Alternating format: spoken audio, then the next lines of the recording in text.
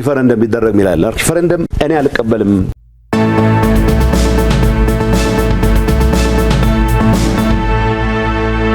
ከፕሪቶሪያው ሰላም ስምምነት በኋላ የፌደራል መንግስቱና ጊዜያዊ አስተዳደሩ በርብርብ ያሳኳቸው ስኬቶች ምንድናቸው? እድሉን ካለመጠቀም ሊሆን ይችላል፣ በሌላ ምክንያትም ሊሆን ይችላል። መከናወን ኖሮባቸው ያልተከናወኑ ስራዎችስ ምንድናቸው ይላሉ? የጎደለው ነገር ላይ ብቻ ላተኩር። በመቶ ሺዎች የሚቆጠሩ ተፈናቃዮች በጣም አስቀያሚ ኑሮ ውስጥ እየኖሩ እነሱን የመመለሱ ሂደት ሲምፕል ነው። በመጀመሪያ ተነጋገር ኦኬ አስተዳደር የሚባል ነገር ሳንል የጸጥታ ሁኔታ መከላከያ ሰራዊት ከአካባቢ ሚሊሻ ከተፈናቀለ ሚሊሻ ጭምር ከኛ ኃይል እኛ ጋር ካለ ሚሊሻ ጋር ጭምር ሆኖ አስከብሮ የሚመለሱ ሁኔታ ያመቻች ተግባባል። ምክንያቱም ተዋግቼ ላስመልሰው የምፈልገውን ነገር ለማስቀረት ነው ፕሪቶሪያን የፈረምኩት። ስለዚህ ሚሊሻ ከመከላከያ ሰራዊት ጋር ሆኖ የዛን አካባቢ ጸጥታ አስከብሮ እዛ አካባቢ ያሉ አስተዳደሮች ህግ ውጭ የተቋቋሙ አስተዳደሮች ፈርሰው ለምርጫ ኢንቫይሮንመንት እንፍጠር።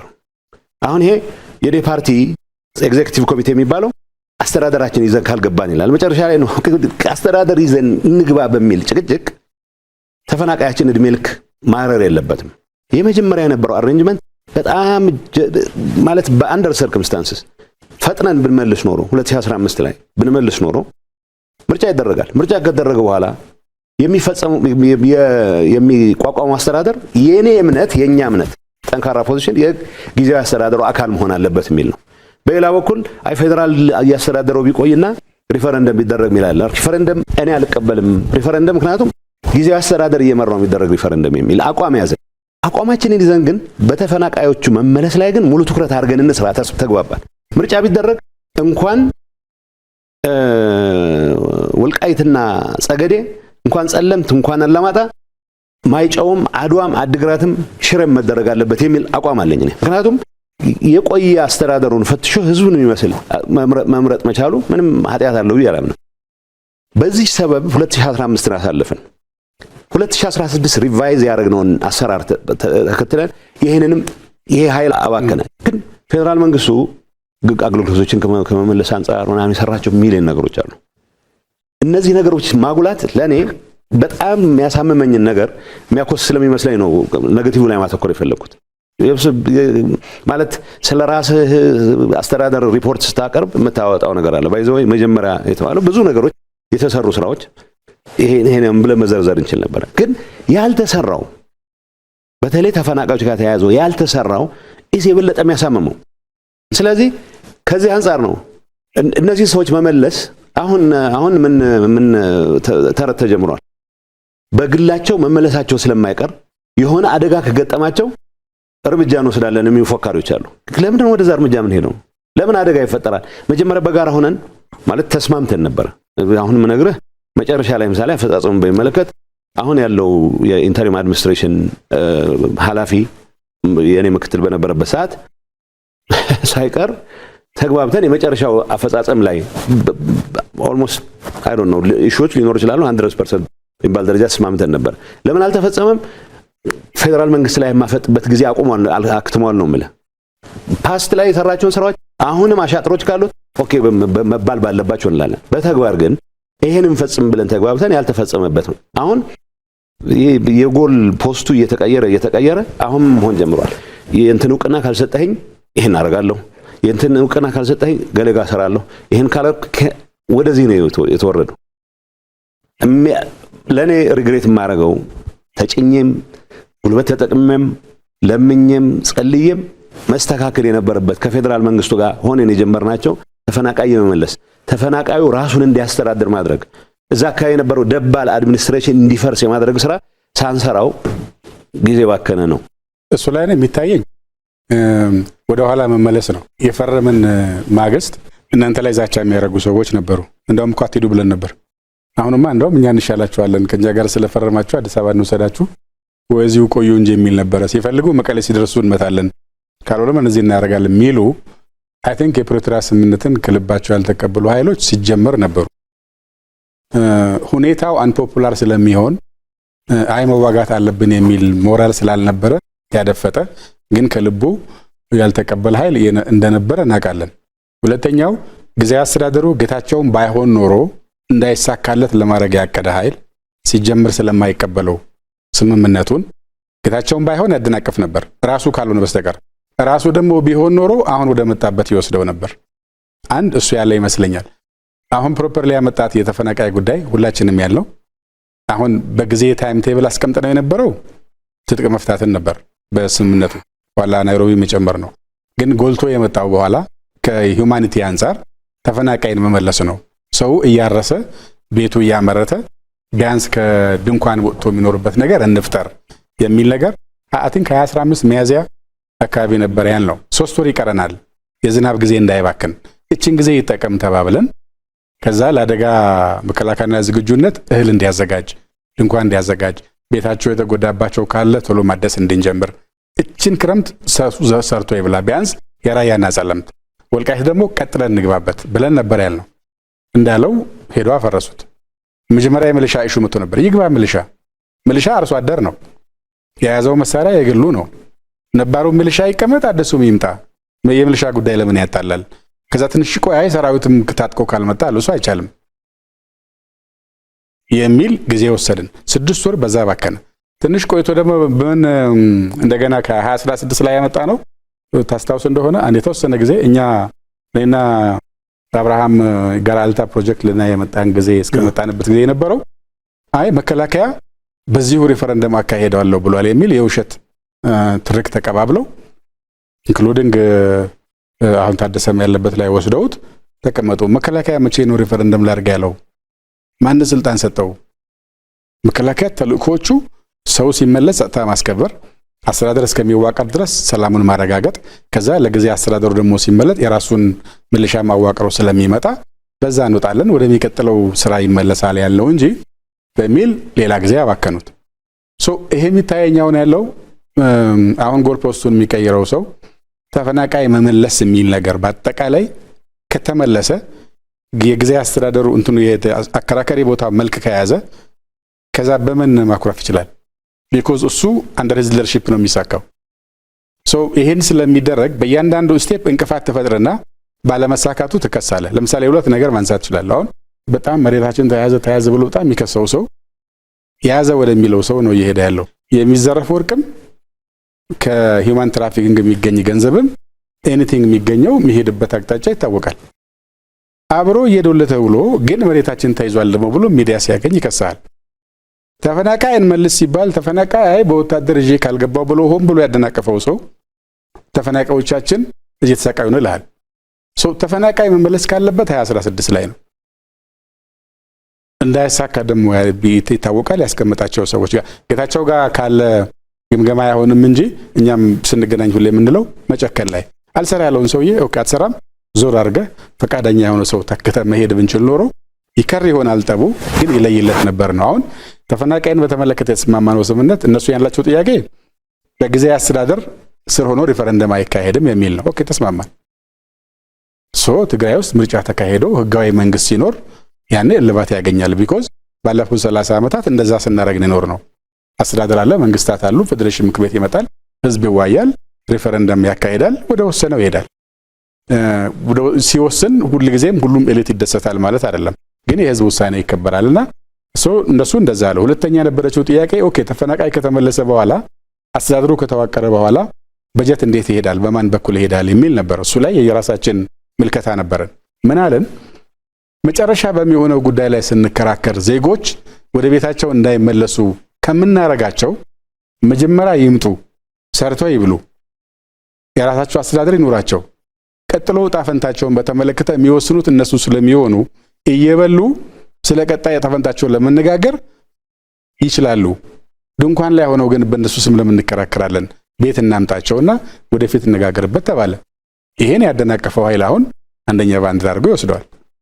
እሱ ላይ እንግዲህ ያው እንደተባለው አንዳንዱ ሲጻፍ ይዘረዘራል፣ አንዳንዱም በጊዜው ሲገመገም በወልድ ላይ ይነገራል እንጂ ተፈናቃይ መመለስ አጀንዳቸው ያልሆኑ ተፈናቃዩን አሰቃይቶ በስቃዩ ላይ አጀንዳ መፍጠር የሚፈልግ ሰው ግን አሁን በግላጭ እየወጣ ስለሄደ ይታይ ይመስለኛል። አንዳንዱ ሰው ደግሞ ዳተኛ ነው። ለሱ እሺ ይላል፣ ከኛ ጋር ይስማማል። ከዛ ከወዳኛው ማይል ሄድና ደግሞ እሱ ያለውን ሰምቶ ይተኛበታል። ስልክ ያጠፋል፣ መልስ አይመልስም፣ የት እንዳላታቀውም። ከወራት በኋላ ስታገኘው እንደገና እንዳዲስ ከዜሮ ትጀምራለህ። እሱ ነው አንዱ ያቆየብን እንጂ ተፈናቃይ እኮ የራያና ጸለምትን መልሰን የወልቃይት ማለቅ ነበረበት እስካሁን በ2015 በጀመርነው መንገድ ሄደን ቢሆን ኖሮ የሚል እምነት አለኝ። በፕሪቶሪያው ስምምነት የቀድሞ ህወሓት የፌዴራል መንግስቱ ተቋማትን አክብሮና እውቅና ሰጥቶ መንቀሳቀስ እንዳለበት በግልጽ የሚያመላክት ሁኔታ እንዳለ ይታያል። በእርግጥም ይህ ህገ መንግስታዊ አካሄድም ነው። ይህን የማነሳበት አንዱ ምክንያት ምንድነው? ከእውቅና ጋር ተያይዞ አሁን ውዝግብ የሚመስል ነገር ይታያልና የፕሪቶሪያው ሰላም ስምምነት ላይ እውቅናን በተመለከተ ያለው ሁኔታ ምንድን ነው? እዚህ ላይ ምን ይላሉ አምባሳደር? ስምምነቱ ያለው በህወሓት በኩል ህገ መንግስቱና የሀገሪቱን ህጎች ተከትሎ ለመስራት መስማማት ነው የነበረው። ከዚያ ሊሆን የሚችለው ቀጥሎ የነበረው ስቴፕ በሽብር ተከሶ ስለነበረ ተፈረጆ ታግዶ ስለነበረ የፌዴራል መንግስቱ ስራ በፍጥነት በሽብር ከተፈረጀበት በፓርላማ አስወስኖ ያነሳል የሚለው ነው ያለው። ዘን በሽብር ከተፈረጀበት ሲነሳ ቀጥሎ ያለው ወደ ህጋዊ ማቀፍ ይመለሳል። ህግ አክብሮ ይንቀሳቀሳል። ህግና ህገ መንግስትን አክብሮ ሲንቀሳቀስ ምርጫ ቦርድ አንዱ ይሆናል። ምርጫ ቦርድ ገዢውን ፓርቲ ብልጽግናንም ይሁን ሌሎች ተፎካካሪ ፓርቲዎችን ህወሓትን የሚያስተዳድርበት መንገድ ተመሳሳይ ይሆናል። ጉባኤ የምታረግበት ስርዓት አለ። ጉባኤ የምታረግበት ደንብ አለ። እሱ ደግሞ የተሰጠው ኃላፊነት አለ ሱፐርቫይዝ የሚያደርግበት። በዚህ መሰረት እኛንም አስደግሞ ያውቃል። ራሳቸው ተገኝተው ምርጫ ቦርድ ሰዎች በታዘቡበት መንገድ እኛ ይሄንበት መንገድ የወጣ ገባነት አለው በሚል ባመኑባቸው ጉዳዮች ምክንያት ብልጽግናም ጉባኤ እንዲያደርግ እንዲደግም የተገደደበት ሁኔታዎች አሉና ምርጫ ቦርድ በራሱ ህግ መሰረት ይሰራል። አስፈጻሚው ያደረገው ከህወሓት ጋር ውይይት በማድረግ ከተፈረጀበት ከህገ ወጥነት ወደ ህግ እንዲመለስ የሚያደርገውን እርምጃ መውሰድ ነበረ። እሱን ለፓርላማ ቀርቦ ወስዷል። ከዛ ከህወሓት ደግሞ የሚጠበቅ የነበረው ወደ ህጋዊ እንቅስቃሴ እንዲመለስ አሁን ስለተደረገ ህጋዊነት ተላብሶ ቀጣይ በህግ ማሟላት ያለባቸው ጉዳዮችን ይሰራል የሚል ነው አንደርስታንዲንጉ ያለው። ሪያሊቲውም እሱ ነው። ያንን ለማድረግ የተጀማመሩ አሉ። አሁን ችግሩ ምንድነው? መጥቶ ተነጋግሮ ተስማምቶ ፈርሞ ጥሩ ነው ብሎ አመስግኖ ሄዶ ልክ እንደ ተፈናቃዮቹ ነው። እዛ ሲሄድ ደግሞ ልክ አይደለም ሲባል ኦኬ ልክ አልነበርኩም እንዴ ብሎ ይቅርታ እንደመጠየቅ ወይም አልገባኝም ነበር በዚህ መንገድ ስለዚህ ሞክረው እንደማለት ልክ እንደተካደ ሰውና ጉዳዩን እንደማያውቀው ሰው እንዳድስ ሆኖ የመከራከር ነገር ነው አንዱ ፈተና የሚያበዛው እዛ አካባቢ። እንግዲህ አዛዡ ብዙ ነው የሚመስለኝ። ከስር ቁጭ ብሎ በምንም ላይ ማይሳተፍ ምንም ተጠያቂነት የሌለበት ምንም ፎርማል አሳይመንት የሌለው በፎርማል የምታደርገውን ኤንጌጅመንት ግን እየፈረጀ መሄድ እሱን እያጠቃ መሄድ ሁሉ ነገር እሱ ባለው መሰረት ካልሆነ ሻዶ ነው ከጀርባ ነው ያለው። ሶ አይ ቲንክ ደብረጽዮንም መቶጂ ተስማምቶ ጨርሶ ምን አድርጎ ኤዲት የሚደረግለትን ኤዲት ተደርጎለት ከሄደ በኋላ ነው ከትንሽ ጊዜ በኋላ አይ እንደዛ አልነበረም ያለው ስለዚህ አይቻልም ወደሚል ነገር መጣ። አላቅም ዲቴሉን እሱን ጌታቸው የበለጠ ያውቀዋል። ግን እኛ ጋር የነበረው ከፕሪቶሪያ ስምምነት አንፃር ስለ እውቅና የሚባል ነገር የለም። ያለው ወደ ህግ ስለመመለስ ነው። ወደ ህግ ለመመለስ ደግሞ ከሽብር ማንሳት ነው። እሱን ደግሞ ሄደን አንስተናል ከነንቱና ከዛ በኋላ ህግ አክብሮ መንቀሳቀስ ነው የሚጠበቀው።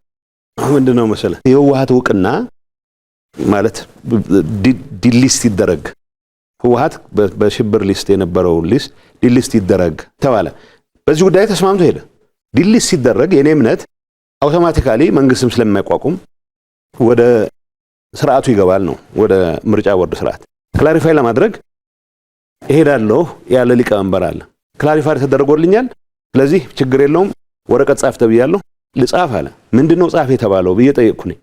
ይሄ ነው አይመስለኝም ይሄ ጻፍ የተባለው ነገር አንተ ከምትለው ነገር ጋር አይገር እነሱ ኦነስት ሆነ የነገሩን ኢንፋክት የተወያዩት እየካዳችሁ ስላስቸገራችሁን ተብሎ ብዙ ምስክር ባለበት ነው ምርጫ ቦርድ ባለበት መተፈር እኔ አልፈረምኩም። ማዝመር ፋክት እንደ አባል መፈረም ነበረብኝ።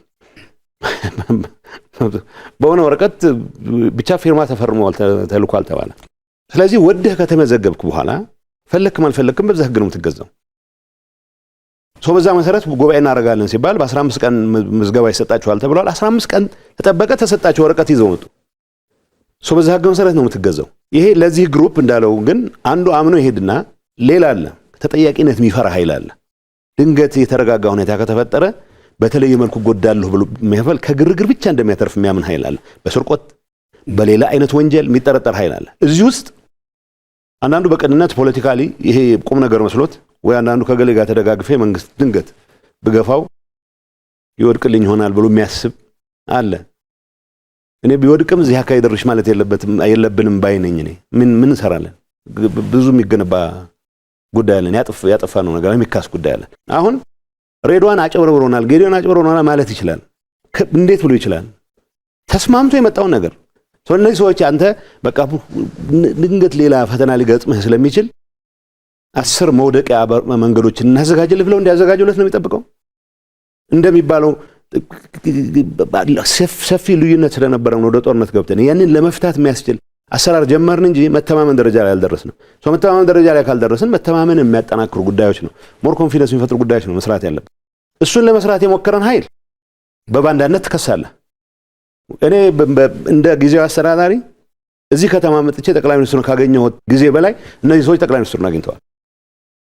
እኔ ሳቀቅ ነበር። ጠቅላይ ሚኒስትሩን አገኘ ከተባለ ድንገት ትእዛዝ ተቀበልን። ባልትእዛዝ እኮ መቀበል የሥራ አካል ነው። አዝማርፋ ስንገናኝ እነዚህ የምንላቸው መፈጸም ያለባቸው ጉዳዮችን ለማስፈጸም ከነሬድዋን ጋር እንገናኛለን። ጉዳዩ ፊት ለፊት ይሄ ኃይል ከነዚህ ሁሉ ጋር አስፈጽሜያለሁ ብሎ ግን ይሄደ ወደ እንትኑ ነው የሚመለሰው፣ ወደ መጀመሪያ ነጥቡ ነው የሚመለሰው። ምክንያቱም የመጀመሪያ ነጥቡ እሱ ከሚፈልገው ቆሌ ከሚያዝለት ነገር ውጪ ማሰብ የማይችል ኃይል ነው። ስለዚህ አሁን የውቅና ጉዳይ አይደለም። ተማምናልና በዚህ መመዝገባችን ያዋጣናል ብሎ ተመዝግቦ 15 ቀን ጠብቆ ምስክር ወረቀት ተቀብሎ መቀለ ከደረሰ በኋላ የምስክር ወረቀቱ እኔን አይመለከተኝም፣ ምክንያቱም እናንተ በምትሉት መንገድ ጉባኤ አላደረገም። ምክንያቱም ጉባኤ ማድረግ ምን ሊጠይቅ ነው? ምርጫ ቦርድ ሊታዘበው ነው። የእሱን በወጉ ያልተጻፈ ድራማ ሊያጋልጥ ነው ወይ ያጋልጣል ብሎ ያስባል። ምክንያቱም አለን ውጭ ያለን ሰዎች ፓርቲው በዛ መልኩ እንዲጨማለቅ አንፈልግም ያለን ሰዎች ስላለ ይሄንን ህግና ህገወጥነትን እያጣቀስክ መሄድ አመል ነው። ትንሽ ቡድን እኮ ነው ትንሽ። ይሄ ፓርቲው ጠቅላላ የሚመለከት እንዳይመስል፣ የፓርቲው ሊደርሺፕ የሚባለውን የሚመለከት እንዳይመስል። ከ3 እና 4 የማይወልጡ ሰዎች ህዝብን ሆስቴጅ አድርገው ተፈናቃይን ሆስቴጅ አድርገው አሁን ሌላ የድርድር ምዕራፍ ነው ራሳቸውን ለማዘጋጀት ይሞክሩ ያሉት እና ይሄ መቆም አለበት። የሰላምን ኢንቫይሮንመንት አሟጠህ አትጠቀም። ለተወሰኑ ሰዎች የስልጣን ፍላጎት ሲባል ግን በየጊዜው የተወሰኑ ሰዎች በሰራዊቱ ውስጥም ያሉ ሌቦች በፖለቲካ ሊደርሺፕ ውስጥም መቼውንም ይድናሉ ተብሎ የማይታሰቡ ጥቂት ሰዎች ለእነዚህ ሰዎች ፍላጎት ሲባል ህዝብ ሌላ ወደ ጣጣ የሚገባበት ሁኔታ ነው እየተፈጠረ ያለው። እዚህ ውስጥ ዳተኞች አሉ። በቃ ሁሉንም አስደስተው ለመኖር የሚፈልጉ ወገኖች አሉ። አንዳንዱ ምናልባት ዝም ብለህ ብትጠብቅ ድንገት እንደዚህ የሚፎክሩት ኃይሎች የሆነ ነገር ቢሳካላቸው አንድ ነገር ቢሆን ብሎ ተስፋ የሚጠብቅ አለ። እኔ ተስፋ ከየት ነው የሚመነጨው አላውቅም። እኔ የሚገባኝ ምንም ይሁን ምን የትግራይ ህልውና ለማረጋገጥ በሚደረግ ጥረት ውስጥ ያላጠናሁት ወዳጅ ሊሆን አይችልም። ኢንፋክት ሳላጠናውም ጭምር የኔ ጥፋት እንደ ህዝብ በፕሪቶሪያ ስምምነት መፈረሙ ምክንያት አደጋ ነው ብሎ የሚያምን ኃይል ወዳጅ ነው ብዬ ህዝቤን ለአደጋ አላጋልጥም። ይሄ የኔ እምነት ብቻ ሳይሆን የሚሊዮኖች ተጋሩ እምነት ነው። ከዚህ አንፃር ግን ይህችን አደጋ ለመፍጠር እየተንቀሳቀሰ ያለ ጠባብ ኃይል ግን ስርዓት መያዝ መቻል አለበት። በትግራይ ፖለቲካ ውስጥ አንዳንድ ኃይሎች ይሄ ኢትዮጵያና ትግራይ የሚል የታቀደ የሚመስል የማደናገር ቃላት የመጠቀም አሁን ደግሞ በጊዜያዊ አስተዳደሩ ፕሬዚዳንት ቢሮ ጭምር ያው በሚዲያ ስናይ የኢትዮጵያ ሰንደቅ ዓላማንም እያየ ነው አይደለምና ይሄን እንዴት ያዩታል? የትግራይ ስነ ልቦናን ሲወክላሉ ስሜቶች የሚፈጥሯቸው ነገሮች አሉ። እዚህ ላይ ምንም ትግራይ ውስጥ የተፈጸመ በደል እገሌ ያደረገው ዝርዝር ማውራት እንችላለን። በቅርቡ ዝንገት ሚዲያ ሳነሳ ነበር። እኔም ባንዲራ አልነበረኝም። ኤርፖርት አስገብተን ነበር። እኔ ቢሮ አስገብቼ ነበር። መጨረሻ አካባቢ የህዝቡ ስሜት አጠቃላይ ጸረ ኢትዮጵያ አቋሙን የሚገልጽ ነው በሚል አይደለም። ተፈጥሮ የነበረው ኢንቫይሮንመንት የፈጠራቸው ስሜቶች አሉ። ስለዚህ ይሄ ኢንቫይሮንመንት በምንድን ነው ታከመው? ያልናቸው ሰላም ለመፍጠር የሚያስችሉ ስራዎችን በመፍጠር ነው። አሁንም እኮ ችግር ሲፈጠር ወደ ኤርትራ እኮ አይሸሽም ሰው። ሲፈናቀል ወዴት ነው የሚመጣው? አዲስ አበባ ነው የሚመጣው። አዲስ አበባ ነው ስራ የሚሰራው። ሐዋሳ ነው ስራ የሚሰራው። ይሄ ፋክቱን አይቀይርም። የትግራይን ኢትዮጵያ አካል መሆን አይቀይርም። የኢትዮጵያን ቀጣይነት ዝም ብለህ በመፈክር ብቻ ታረጋግጥም። እንደ ስራዎች መሰራት የጀመሩት የጋራ ትርክት ይኖረን ወዘተ የሚባለው ለምንድን ነው? እስካሁን ያልሰራናቸው ስራዎች ከተረት በዘለለ ኢትዮጵያዊነትን የሆነ መሰረት ላይ ማስቀመጥ መቻል አለብን። እንደሚለማ የነገ ተስፋ የሱም ጭምር እንደሆነች ማሳየት መቻል አለበት። ይሄ አጠቃላይ የጋራ ፕሮጀክት ማስፈጸሚያ ህገ መንግስቱ በሚፈልገው ደረጃ ተፈጽሞም ቢሆን ኖሮ የሚጎሉም በርካታ ነገሮች ነበሩ። ጊዜያዊ አስተዳደሩ ለምን እንደዛ አለ? የኔን ጭምር ካልከት ዳተኝነት ነው፣ ፍርሃት ነው፣ በሁሉም ተቀባይነት አግኝተህ ለመቀጠል የሚደረግ ፍላጎት ነው። እኔም ደፋር ሆኜ መታየት ፈልጋለሁ። ድፍረት እኮ አይደለም የሚያስፈልገው፣ በቂማ ተደፋፍረናል። አሁን እንዴት ከማዕከላዊ መንግስት ጋር ተቀራርበህ ትሰራለህ? እንዴት ከጎረቤቶች ጋር ተቀራርበህ የትግራይን ጥቅም ታስከብራለህ የሚለው ላይ መትጋት ያለበት። እንዴት ተፈናቃዮችን መልሳለሁ ብለህ ሁሉም የምትችለውን አቅም ተጠቅመህ ነው መንቀሳቀስ ያለበት። አኩራፊነት የሆነ ሰዓት ጠብቀህ ድንገት የተዳከመ ኃይል ሊኖር ይችላል የሆነ ነገር አደርጋለሁ የሚል ጦርነት ውስጥ መግባት የለብንም ነው እያልኩ ያለሁት። ለእኔ አሁን በጣም በጠበበ መልኩ ነው ኢትዮጵያዊነትን መጥላት ወይ ማለት በሚል ነገር ብቻ ነው። የትግራይ በአብያተ ክርስቲያናት ብዙ ጊዜ ያው እኛም በረሃ ሆነን ኢትዮጵያ ትውደም በምንልበት ሰዓት የሆነ የምትጠለልበት ቤተክርስቲያን አካባቢ ሀገሪቱን ኢትዮጵያ የሚል ትሰማለህ። እነዚህ ነገሮች ይሄ የተፈጠረውን ስሜት እንዴት እናከመው ወደሚል በማዞር ብቻ ነው ልንፈታው የምንችለው። አሁን ደግሞ ምን ማየት ጀመረ ብዙ ሰው እነዚህ ሰዎች ለተወሰነ ጥቅም ቡድን ጥቅም ሲባል ሌላ ጣጣ ውስጥ ሊከቱን ነው። ኢንፋክት ያለፈውን ትግሉን ጭምር መጠየቅ የሚጀምርበት መጠየቅ የለበትም እላለሁ። በቃ ለዛ በተፈጠረልን ነገር ያረጋው አምኖበት ያረጋው እስከሆነ ድረስ ይሄንን መጠየቅ መጀመሩ የሚያሳየህ ለሪፍሌክሽን ቦታ ሩም አለ ነው። ዝም ብለህ እንትን ካልክ ከፈረጅከው እንደዚህ ያለ ሁሉ ኢትዮጵያዊነትን ክዷል ካልክ እንደዛ የሚባል ነገር የለም። በቂ መሬት ላይ የተፈጠረው ሁኔታ ፕሮፓጋንዳችን ምን ነበረ? በምን ዙሪያ ተመስረተ? እኔ እስከወጣ ድረስ ባንዲራ መጨረሻ አካባቢ ነው ያስገባሁት። ሲመጡ ራሳቸው እንትን ይሉ ነበር። ባንዲራ የመጥላት ያለ መጥላት ጉዳይ አድርገን ግን ጊዜያዊ መንግስቱ የፌዴሬሽኑ አካል ነው። ትግራይ የፌዴሬሽኑ አካል ነች። እኔ በግጭቱ ጊዜም እናነሳ ነበር። የተገናኘን ጊዜም አወራለሁ። ባንዲራ ግድግዳቸው ላይ የሰቀሉ ኢትዮጵያ ጸባችን ከመንግስት ጋር ነው እንጂ ከኢትዮጵያ ጋር አይደለም የሚሉ ነበሩ። ሌላው ሰው ደግሞ ከመንግስት ጋር የሚጋባውን እልህ ራሱም ጭምር ሚናው ኖሮት ያስቀመጣቸው እሴቶችንም ድናይ ወደ ማድረግ የሚሄድ ሰው አለ። ኦርዲነሪው ሰው ደግሞ ያው በኢሞሽንስ ይኖሩታል፣ ግን አስተንትኖ ምን አድርጎ አቋም ወስዶበት አይደለም የሚለው ሰው የመነጠል ስሜትን የሚያቀነቅኑ በፓርቲም ኩርፊያውን በመነጠል ለማዋረድ የሚሞክር ሰው አለ። መሬት ላይ ባለው ትግራይ ህዝብ ላይ ምን አይ ቲንክ 1%ም 2%ም ወደንስ ያለው አይመስለኝም። ግን ያው ኢሹዎች ልዩነት ሲኖረን ልዩነትን እንዴት ነው ከቦታም ላይ ነው ሳንወርድ ማስተናገድ የምንችለው? እየፈለገ ብንከሳከስ የፈለገ ብንሄድ ስቲል ያንኑ ባንዲራ ይዘ በዛው ባንዲራ ስር መጣላት አይቻልም ወይ የሚል ነገር ቀደም እንደተባለው የጋራ ትርክት ከመፍጠር ጋር ይያዛል። እስካሁን የራስን ቲም ይዘ ባዋጣህ ልክ አዋጣህ ወስዳ የመሄድ ነገር ነው ያለው። ምንም ብቀየም ምንም ቢከፋኝ ምንም ችግር ቢፈጥርብኝ አንደኛ ችግር ካለብኝ በወቅቱ ከሚያስተዳድር አካል ጋር ነው፣ ከራሷ ከኢትዮጵያ ጋር አይደለም። መንግስት ይቀየራል፣ ግን ያንን የጋራም የሆነውን ቫልዩ ሴቶች የመፍጠር ጉዳይ ላይ በደንብ አልተሰራበትም። ዞሮ ዞሮ አብዛኛው ጋር የሰፈራችንን ልዩነት ይዘን መጥተን ያለኝን ልዩነት አዋጥቼ ነው ትርፍ መወስደው የፈጠርነው። እንደሱ ነው የድሮ መዋጥ ስለነበረ መዋጡን ስናፈርስ አሁን ደግሞ ድርሻን ይዘህ ቅርጫ ድርሻህ ላይ 1 ግራም ምናምን ቀነሰች አልቀነሰችም በሚል ሂሳብ ነው ያኖር ነው። የባለፈው ደግሞ እንደዛ ሆኗል። አሁን እሱ እንዳዲስ መገንባት አለብን ማለት ነው። የጋራ ትርክት ተጣላ ተደባደብ ስቲል ማትወርድበት ደረጃ ይኖርሃል። ወለል እሱ ከዚህ ወለል በታች አልወርድም ይባል። እሱ ወለል ደግሞ የጋራ ኢትዮጵያዊነት ነው። ሁሉም ሰው የግድ ብሎ ይደስ ሊለው አይችልም። ለሁሉም ሁሉ ጊዜ የሚመጣ አስተዳደር ሊያምርህ አይችልም። ሁሉ ጊዜ እኩል በፈለከው ልክ ልታገኝ አትችልም። ግን የምታበረክተውም አለ የሚገባህም አለ። በዛ መካከል ላይ ሚዛን መጠበቅ ያው ረጅም ጊዜ ያቲንግ ስራ ይመስለኛል። ከፕሪቶሪያው ስምምነት ወጣ ስንል የቀድሞ ህወሓት ላለፉት 50 ዓመታት ምንም አይነት ማሻሻያ ሳያደርግ ባለበት መሄዱ ለአሁኑ ትውልድ ምን አይነት ትምህርት ይሰጣል? ይሄ ባለበት የመቆም የመቸንከር ሐሳቤ ከምን የመነጨ ነው ይላሉ? መጪው ትውልድ የራሱን ፓዝ ቻርት ማድረግ አለበት። ሾችን እየሰዋህ በሚደረግ ነገር ብቻ እኔ ያልኩት ካልሆነ ሌላው አስተሳሰብ ቶታሊታሪያን ነው።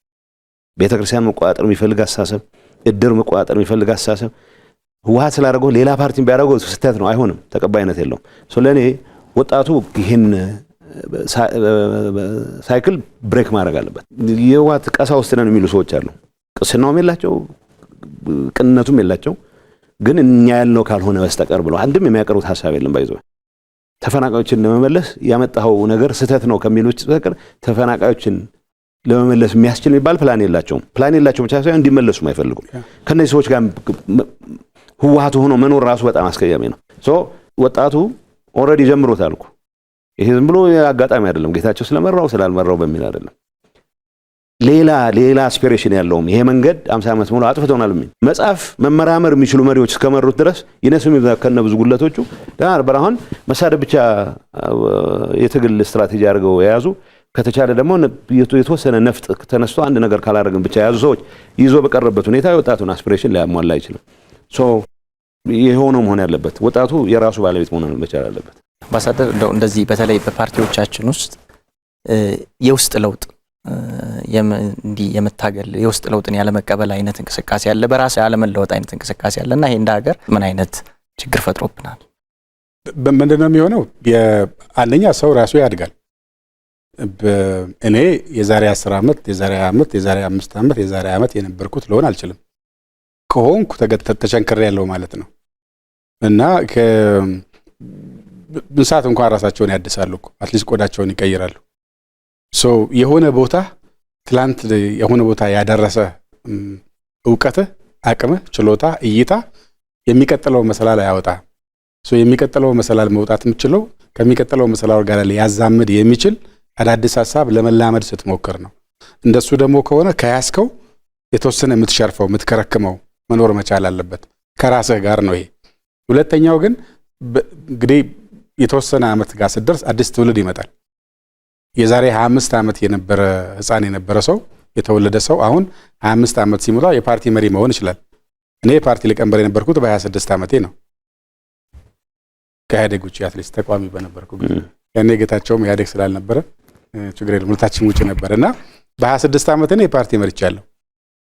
እና ያኔ የነበረኝ በጣም አሪፍ መስሎኝ ያወራኋቸው ነገሮች አሁን ልክ ያልሆኑ ያሉ አሁን ማቹር አድርጌያለሁ። ከዛ ደግሞ ያኔ ስኖር የነበረ ተወላጅ ደግሞ አሁን ሲደርስ ለሱም ይሆን ነገር መማር ከሱ ጋር አጀስት ማድረግ ካልቻልኩ ሬሌቫንት አይደለሁም፣ ኦብሶሌት ነኝ። ፓርቲም እንደሱ ነው የሚሆነው።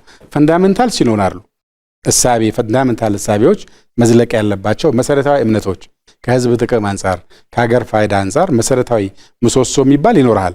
እሱ ከሌለህ የምትላጋ ነው የምትሆነው፣ እምነትም የለህም ማለት ነው። እሱን ከያዝከ በኋላ ግን በእያንዳንዱ በምትደርስበት ደረጃ ላይ አጀስት የምታደርገዋለህ አዲሱን ትውልድ ለማቀፍ የሚያስችል እሱም መሪ ሊሆን አይደል? መሪ የሚሆነው አንተ ትንሽ ቀረብ ካልክለት ነው። ሸብረክ ሳትለት ለአዲሱ ትውልድ እንዴት ብሎ መሪ መሆን ይችላል? ሸብረክ ለማለት ደግሞ አንተ ያኔ አመረህ ያዝከው ለአሁኑ ትውልድ ግን የማይሰራ ነገር መኖሩን ማመን፣ ራስህን ማብቃት፣ የምታንጠባጥበውና የምትጨምረው ነገር ማየት አለብህ። ይሄ እንደ ሰውም ለፓርቲም ይሰራል። አንድ ፓርቲም ምንም ነገር ሳይቀይር ቃላት ጭምር ሳይቀይር መኖር ከቻለ ለአሁኑ ትውልድ ኦብሶሌት ነው፣ ምንም ርባና የለውም ማለት ነው። ወይ እሱን ጥሎት ነው አዲስ የሚመሰርተው ወይ ክራሽ አድርጎት ከውስጡ ካኒባላይዝ አድርጎ ነው አዲስ ማውጣት ያለበት ትውልዱና አይ ቲንክ ይሄ በሀገር ደረጃ ይሰራል። የዛሬ በ60ዎቹ ያዝከው አቋም አሁን ልትቀጥል አትችልም። አንተ ልጨምርልህ አደገኛ የሚሆነው አዲስ ሐሳቦች በጣም እንጠላቸው። እኔ እንኳን በእኔ እድሜ ማለት ነው ቀላል አይደለም ያገለግልኩት። አዲስ ሐሳቦች በሚመጡበት ሰዓት የሚታይህ እንዴት መሰራት እንደማይችሉ ነው። የሪአክሽን አንድ ጸሐፊ ፈላስፋ ነው፣ የልማት ኢኮኖሚክስ ተሪቶሪክ ኦፍ ሪአክሽን የሚለው አድሃሪ የሆነ ኃይል እድሜ በገፋ ቁጥር ፈልገው አይደለም አድሃሪ ነው ነው በቃ የያዝከውን ማቆየት ትፈልጋለህ። አዲስ ጽሁፍ ማንበብ ያልቻለ ሰው ድሮ ያጠናትን ነገር ይዞ ነው መቀጠል የሚፈልገው። አዲስ ነገር መስማት አይችልም። ስለዚህ እሱ ምንድነው የሚለው አዲስ ነገር ብንጀምር ይላል። የመጀመሪያ ሪአክሽኑ ያጠፋናል ነው የሚለው። አዲስ ነገር ፐርቨርስ ነው የሚሆነው፣ ካሰብነው ውጪ ውጤት ያመጣል ይላል። ሁለተኛ አደገኛ ነው፣ ጆፐርድ ይፈጥራል ይላል። ሶስተኛ አይና አይሳካም፣ ሊሰራ አይችልም፣ ፊታይል ነው። አድሃሪነት ነው ይሄ። ተራማጅ ነኝ ብለህ ብትለውም አድሃሪነት ነው። ከተቸከልክ ግን አደገኝነቱ ለሀገር በለው ወክሏለሁ ለምትለው ህዝብ ያንተ ሐሳብ የሚገዳደር ኢቭን መጥፎ ቢሆን ማስተናገድ የሚያስችል አቅም የለም። መጥፎም ቢሆን እኮ መስማት መቻል አለብህ። ያቃረም ቢሆን ስድብ መስማት መቻል አለብህ እንጂ ለተነሳ መፈክሩ በሙሉ ጠመንጃ መፍትሄ የምታደርግ ከሆነ አይሰራም። የኔን ጉዶች ብቻ ባነሳለህ እኔ ጋር ያላቸው ልዩነት ምንም አይደለም። በቃ የሚፈርም ፈርመናል። በሆነ አጋጣሚ ጠቅላይ ሚኒስትሩ የኔን ሹመት አይቀበሉም ብሎ ተስፋ አድርገው በግልጽ እንደዛ ነው ኮሙኒኬት ያደረጉት ለጠቅላይ ሚኒስትሩ። እንደማትቀበሉ እናውቃለን፣ ሌላ አማራጭ አዘጋጅተናል ብለው እንግዳውስ ዘሞመንት ስላይትሊ ስትለይ ስላይትሊ በደስቲኔሽንም እንኳን አይደለም ፌደራል መንግስቱ ጠላታችን ነው ብለን ሁላችንም ተዋግተናል፣ ታግለናል። ምናልባት ከብዙዎቹ አሁን ሲቪል አመራር ከሚሉ በላይ ደግሞ እኔ ከፍያለሁ ማለት በብዙ መልኩ። ግን ስላይትሊ እኔ የዘመርኳት እንዴ በእኔ መፈክር ሌላ ወጣት ጦርነት ውስጥ እንዲገባ አልፈልግም ብቻ ነው ያልኩት። እንችን ያልኩት ለእኔ ህልውና ሲል ተጨማሪ ዋጋ እንዲከፍል ግን አልፈልግም ነው። በሰላም የምንጨርሰውን ነገር በሰላም ያለን እድል እስክናሟጠጥ ድረስ ፕሪቶሪያ እሱን እድል ነው የፈቀደልን። ለምንድን ነው ወደ ጠመንጃ ኳኳታ ምንገባው የሚል ወጥተህ ሰላም የምትለው ማን ጦረኛ አለ ይልሃል። እኔ ሰላም ነው ያልኩት፣ ጦረኛ ብዬ ከሰስኩት ሰው የለም። በተግባር ጦረኞች እንዳሉ እያወቅኩም ጭምር ማለት ነው። ይችን ልዩነት ግን ማስተናገድ ስለማይችል ማስወገድ ነው የመረጠው ነው። ማስወገድ ምን አይነት ማስወገድ? ከፓርቲ ፊዚካሊ ማስወገድ። ይሄ በሀገር ደረጃ ሲገለጽ ምን ያክል አደገኛ ነው የሚለው ማሰብ መቻል አለብን። እኔ